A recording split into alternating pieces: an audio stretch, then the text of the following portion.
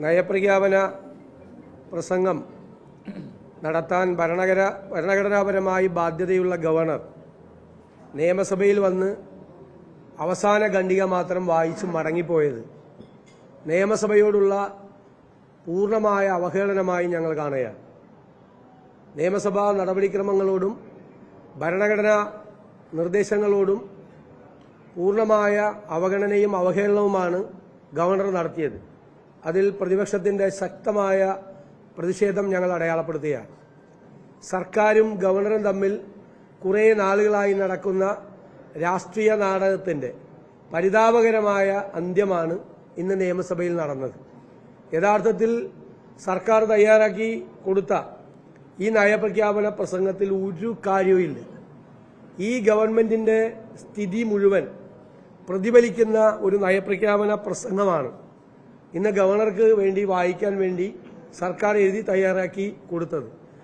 അതിൽ കാര്യമായിട്ടുള്ള ഒരു കേന്ദ്ര വിമർശനവും ഇല്ല.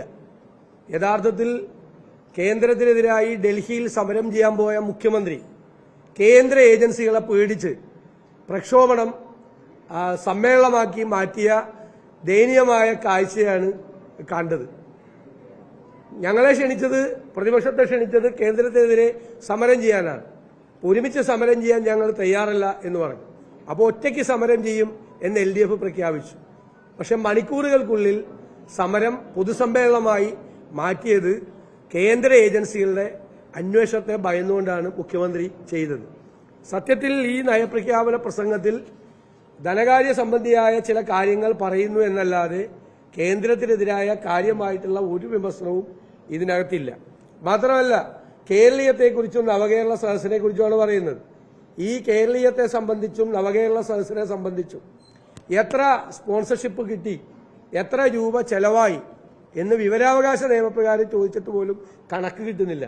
കണക്ക് കിട്ടാതെയുള്ള കൊള്ളപ്പിരിവും വ്യാജ പിരിവും ഒക്കെ നടത്തിയ പരിപാടിയാണ് കേരളീയവും നവകേരള സദസ്സും. അതുപോലെ ലൈഫ് മിഷനെ പറ്റിയുള്ള പരാമർശം നടത്തുന്നുണ്ട്. എങ്ങനെയാണ് ലൈഫ് മിഷനെ പറ്റി ഗവൺമെന്റിന് പറയാൻ പറ്റുന്നത്? 717 കോടി രൂപ ഈ വർഷം അനുവദിച്ചിട്ട് അതിൽ 18 കോടി രൂപ മാത്രമാണ് കൊടുത്തത്. ലൈഫ് മിഷൻ എന്ന് പറയുന്ന ഭവന നിർമ്മാണ പദ്ധതി കേരളത്തിൽ പൂർണ്ണമായി തകർന്നു. 1ാം ഗഡുവില്ല, 2ാം ഗഡുവില്ല, 3ാം ഗഡുവില്ല. സപ്ലൈകോയിൽ വരുത്താൻ പോകുന്ന മാറ്റങ്ങളെക്കുറിച്ച് പറയുന്നു. സപ്ലൈകോയിൽ സബ്സിഡിയുള്ള 13 നിത്യോപയോഗ സാധനങ്ങളും ഇല്ല. 4 മാസമായി ഒരു കരാറുകാരനും ടെൻഡറിൽ പങ്കെടുക്കുന്നില്ല. 6 മാസമായി അവർക്ക് കൊടുക്കാനുള്ള തുക 1500 കോടി രൂപയാണ്. 4000 കോടി രൂപയുടെ ബാധ്യതയിലാണ് സപ്ലൈകോ നിൽക്കുന്നത്. സപ്ലൈകോ എന്ന് പറയുന്ന വിലക്കയറ്റം ഉണ്ടാകുമ്പോൾ പൊതുവിപണിയിൽ ഇടപെടുന്ന നമ്മുടെ അഭിമാനകരമായ സ്ഥാപനം തകർന്നുപോയി. അതുപോലെ പെൻഷനെ കുറിച്ച് പറയുകയാണ്, സാമൂഹ്യ സുരക്ഷാ പെൻഷനെ കുറിച്ച്. 5 മാസമായി സാമൂഹ്യ സുരക്ഷാ പെൻഷൻ കൊടുത്തിട്ട് ഇതിലെ പെൻഷൻ കിട്ടാതെ ഒരാൾ ആത്മഹത്യ ചെയ്യുന്ന സംഭവം വരെ കേരളത്തിലുണ്ടായി. ലക്ഷക്കണക്കിന് ആളുകൾ മരുന്ന് മേടിക്കാൻ നിവൃത്തിയില്ലാതെ, ഭക്ഷണം കഴിക്കാൻ നിവൃത്തിയില്ലാതെ ഈ പെൻഷനെ മാത്രം ആശ്രയിച്ച് കഴിയുന്ന ഭിന്നശേഷിക്കാർ, വൃദ്ധരായ ആളുകൾ, അഗതികൾ, വിധവകൾ, സമൂഹത്തിൽ ആരോരുമില്ലാത്ത പാവങ്ങൾ, ഈ പെൻഷൻ ആശ്രയിച്ച് കഴിയുന്ന ആളുകൾ മുഴുവൻ പട്ടിണിയും പരിവട്ടത്തിലുമാണ് നിൽക്കുന്നത്. അപ്പോഴാണ് ഗവർണറെ കൊണ്ട് ഈ നയപ്രഖ്യാപന പ്രസംഗം നടത്തിയിരിക്കുന്നത്. ഇതിന്റെ അകത്ത് പൊള്ളയാണ്. ഇതുവരെ ഇല്ലാത്ത തരത്തിലുള്ള ഒരു കാര്യവും അവകാശപ്പെടാനില്ലാത്ത സർക്കാർ വെറും വാചക കസർത്ത് മാത്രം നടത്തിവെച്ചിരിക്കുന്ന പൊള്ളയായ കാര്യങ്ങളാണ്. ഇതിനകത്ത് പറഞ്ഞിരിക്കുന്ന ഓരോ പാരഗ്രാഫിലും പറഞ്ഞിരിക്കുന്ന കാര്യങ്ങളും യാഥാർത്ഥ്യവുമായിട്ട് ഒരു ബന്ധമില്ല. യഥാർത്ഥ സ്ഥിതി പരിശോധിച്ചാൽ ഓരോ നാട്ടിൽ വലിയ ബ്രെയിൻ ഡ്രെയിൻ നടക്കുകയാണ്. കുട്ടികൾ കൂട്ടമായിട്ട് മറ്റ് രാജ്യങ്ങളിലേക്ക് പഠിക്കാൻ പോവുകയാണ്.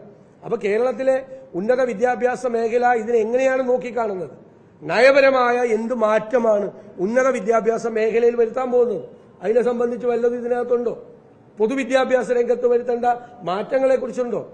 ആരോഗ്യരംഗം വലിയ ഭീഷണി നേരിടുന്ന ഒരു കാലമാണ്. ആശുപത്രികളിൽ മരുന്ന് പോലും ഇല്ലാത്ത സ്ഥിതിയാണ്. ആ ആരോഗ്യരംഗത്തെ നയരൂപീകരണത്തിന്, പ്രത്യേകിച്ച് മഹാമാരികളെ കൊണ്ടായിരിക്കുന്ന പശ്ചാത്തലത്തിൽ ആരോഗ്യരംഗത്തുള്ള എന്ത് നയമാണ് പുതിയത് ചെയ്യുന്നത്? അപ്പൊ ഗവൺമെന്റ് ബ്ലൈൻഡാണ്, ഇരുട്ടിലാണ്. എങ്ങനെ മുമ്പോട്ട് പോകണം? സാമ്പത്തികമായിട്ടുള്ള കാര്യങ്ങളിൽ തികഞ്ഞ പരാജയമാണ്.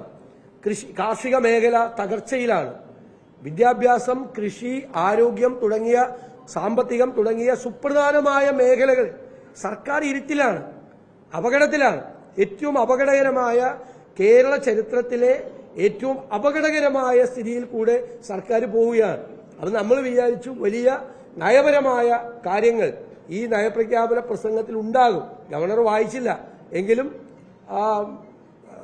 നിയമപരമായി അത് വായിച്ചതായിട്ട് കണക്കാക്കപ്പെടണം. ഇതിനു മുമ്പുള്ള റൂളിംഗ് ഒക്കെ വെച്ചിട്ട് കണക്കാക്കപ്പെടണമെന്നാണ്. അപ്പം നമുക്ക് വിതരണം ചെയ്ത ഗവർണറുടെ നയപ്രഖ്യാപന പ്രസംഗം വായിച്ചാൽ ഇത്രയും മോശമായ ഒരു നയപ്രഖ്യാപന പ്രസംഗം കേരളത്തിന്റെ ചരിത്രത്തിൽ ഉണ്ടായിട്ടില്ല എന്ന് നമുക്ക് കാണേണ്ടി വരും. കാരണം അത്രയും പൊള്ളയായിട്ടുള്ള ഒന്നുമില്ലാത്ത ഒരു നയപ്രഖ്യാപന പ്രസംഗമാണ് ഇവർ നടത്തിയിരിക്കുന്നത്. അല്ല, ഞാൻ പറഞ്ഞല്ലോ, ഈ ഗവർണറും സർക്കാരും തമ്മിൽ നടക്കുന്ന നാടകം കുറേ നാളായി നടക്കും. സർക്കാർ എപ്പോൾ പ്രതിരോധത്തിലാവുന്നു അന്നെല്ലാം ഗവർണർ സർക്കാരിനെ രക്ഷിക്കാൻ വരാറുണ്ട്. ഇവർ തമ്മിലുള്ള നാടകമാണ്. ഇവർ തമ്മിൽ ഇടയ്ക്ക് സെറ്റിൽമെന്റ് ഉണ്ടാവും. എന്നിട്ട് ഇവർ ഒരുമിച്ച് കൂടി സർവകലാശാലകളിൽ നിയമവിരുദ്ധമായ പ്രവർത്തനങ്ങൾ നടത്തും.